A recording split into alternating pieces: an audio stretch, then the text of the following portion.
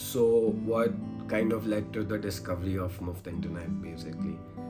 I think when I started Muft Internet, like the idea wasn't to like build something what we have today. Like I didn't know we were gonna be a telecom company or this or that. It was a very simple thing. Like I'm in my flat in Bombay, and at some point, we live in Haji Ali. So one part of the view that you're gonna see is like these golf courses where like rich people and old guys are playing golf. It's completely empty, looks super clean and nice. And on the other side, you have like this mosque kind of going through the water. This path to the mosque going through the water, but the water is like full of dirt, and the garbage and everything is kind of disposed out there. It's like black, dirty water, right?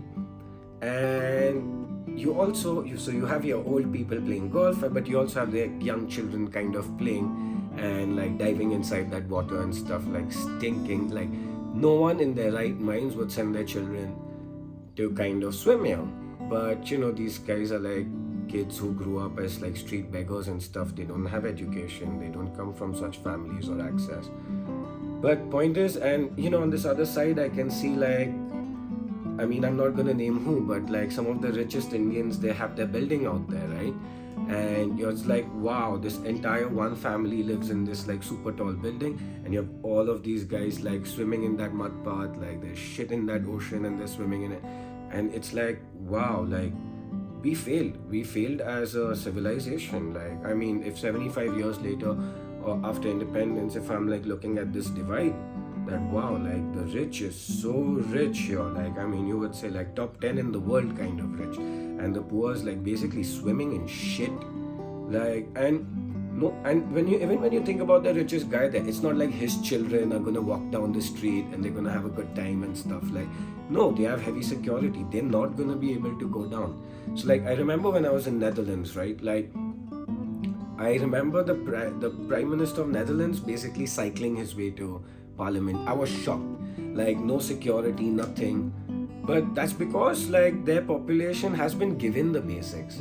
People don't have this need to like kind of like steal or like take something from the rich, because like they haven't been stolen from kind of. The government always took care of them. So you have this kind of prime minister going with zero security, cycling his way to the parliament.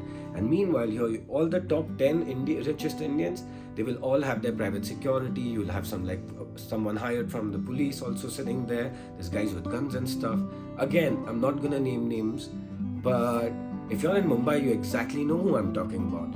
So you have, even these guys can't walk out, and like these guys who are there in the streets, they can never get in. They can't get into any four walls. No restaurants, no houses, no offices, nothing. And we've created such a big gap between us. And I don't think this is a gap of like money. I just think this is an information gap. Like, that kid out there, he's just looking at the ball and the bat, and like all he's focusing on is the joy of cricket, and the rich guy out there is also kind of focusing on his playing golf or something like this.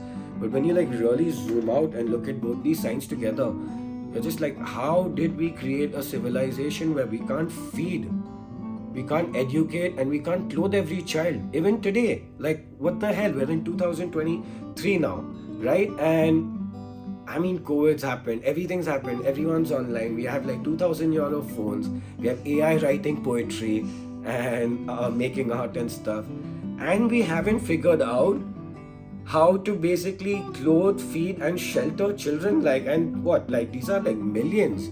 These aren't like small numbers or something like this. And that's when I realized like the world is pretty much divided on information access. Like, we really don't know what's going on. Newspapers to like media outlets to whatever, like our way of looking at information is like, our information sources are so limited. And then I thought about like, where are we getting our information from? So most of the rich people get their information from the online world, right? And this is mostly a rich world, like to be able to access the internet. Like, you're definitely not mining cobalt in some mine in Africa, right? So you have to have some kind of access to be able to like, so it's kind of this bubble, right? Like the rich are just amongst the rich online, and like the poor just don't know what's happening kind of, right? So my biggest reason back then was just like, hey, how do we fix the gap? And that's when the idea of Muft Internet happened. It basically like, hey, we need to like kind of bring broadband access and internet access to every single town in India, right? It has to be treated as a human right. Like, I don't think like someone who doesn't have food or clothes needs internet, for sure. Like, there's bigger problems to kind of solve here. But the moment you're meeting these basics, right, like food, clothes, shelter, what's your next basic right, kind of? It's internet access. You want to access economics, you want to access a job, you want to access government records, you want to apply for a loan, you want to buy insurance, you want to like apply for pension, whatever, like you want to file your taxes. Everything is kind of online. So without having that access, you're kind of like left behind. You have villages and villages that don't have ATMs. Why? Because there is no internet access. So yeah, this turned out to be a long story, but basically like this gap between the rich and poor, this ignorance where some guys are just playing golf and these guys are swimming in shit, like, and no one gives a fuck. That's what kind of led me to create Muft Internet, an organization devoted to bringing information gaps in the country. And I hope you guys give us chance, like, and just hear about us and support our cause.